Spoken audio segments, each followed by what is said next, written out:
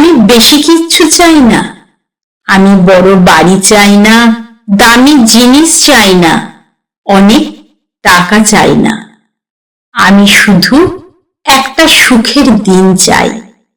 একটা দিন, যেদিন সকালে ঘুম থেকে উঠে বুকটা হালকা লাগবে, যেদিন কোনো চিন্তা থাকবে না, কোনো ভয় থাকবে না, কোনো পুরনো কথা মনে পড়ে কষ্ট হবে না।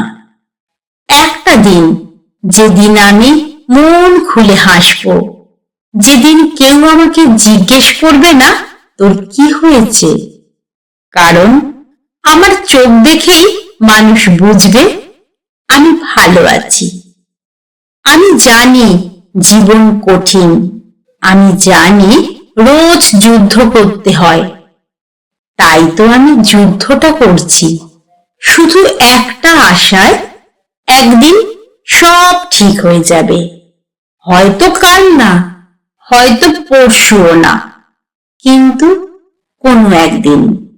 আর সেই একটা সুখের দিনের আশাতেই আমি আজকের সব কষ্ট সহ্য করে নিচ্ছি।